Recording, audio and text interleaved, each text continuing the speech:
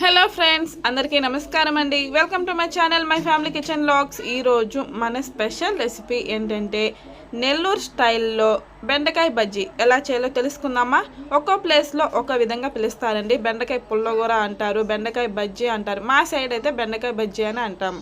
ఎలా చేయాలో చూద్దాం. ముందుగా బెండకాయల్ని ఈ సైజులో కట్ చేసుకోవాలి. ఇప్పుడు 4 టమాటాలు, అలాగే 2 ఆనియన్స్, 10 పచ్చిమిరపకాయలను కట్ చేసుకొని రెడీగా పెట్టుకోవాలి.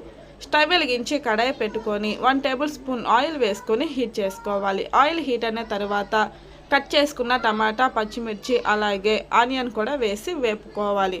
మరి సాఫ్ట్గా కుక్ చేసుకోవాల్సిన అవసరం లేదండి. 70% కుక్ అయితే సరిపోతుంది.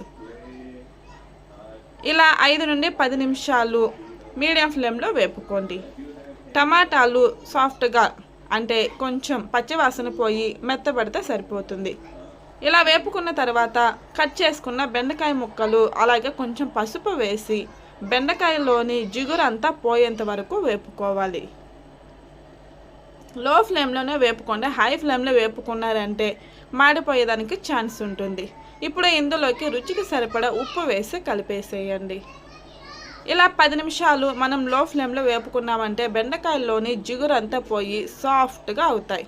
ఇప్పుడు ఇందులోకి 1 గ్లాస్ వాటర్ని వేసుకోవాలి. వాటర్ని వేసుకున్న తర్వాత మొత్తం ఒకసారి బాగా కలిపి వాటర్ అంతా ఇనిగిపోయేంత వరకు కుక్ చేసుకోవాలి. అంటే బెండకాయ ముక్కలు సాఫ్ట్గా కుక్ అయ్యేంత వరకు ఉడికించుకోవాలి. బ్యాచిలర్స్ కానీ, వంట రాని వారు కానీ చాలా ఈజీగా చేసుకోవచ్చండు. అప్పటికప్పుడు స్పైసీగా తినాలంటే ఇలా మా స్టైల్లో చేసేయండి. ఇప్పుడు ఇందులోకి కొంచెం చింతపండు వేసి కలిపేసేయాలి. ఇలా వాటర్ అంతా ఇనిగిపోయిన తర్వాత పప్పు గుత్తితో ఇనుపుకోవాలండి. మరి సాఫ్ట్గా అంటే మెత్తగా ఇనుపుకోవద్దండి. కొంచెం కచ్చా పచ్చగా ఇనుపుకుంటేనే మనం తింటున్నప్పుడు బెండకాయ ముక్కలు పంటికి తగులుతూ చాలా బాగుంటుంది. ఇలా ఇనుపుకున్న తర్వాత స్టవ్ వెలిగించి కడాయి పెట్టుకొని 1 టీ స్పూన్ ఆయిల్ వేసుకొని హీట్ చేసుకోవాలి. ఆయిల్ హీట్ అయిన తర్వాత 1 టీ స్పూన్ ఆవాలు, జీలకర్ర, అలాగే 1 టీ స్పూన్ శనగపప్పు వేసుకొని ఎర్రగా వేపుకున్న తర్వాత 2 ఎండుమిరపకాయలు, 5 కచ్చా పచ్చగా దంచుకున్న వెల్లుల్లి రబ్బలు, కొంచెం కరివేపాకు వేసి ఎర్రగా వేపుకోవాలి.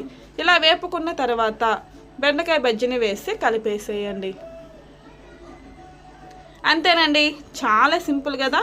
ఇప్పుడు లాస్ట్లో కొంచెం కొత్తిమీర వేసుకొని వేడి వేడి అన్నంలో సర్వ్ చేసుకున్నారంటే చాలా అంటే చాలా టేస్టీగా ఉంటుందండి. మీరు కూడా తప్పకుండా ట్రై చేసి ఎలా వచ్చిందో కమెంట్ చేసేయండి.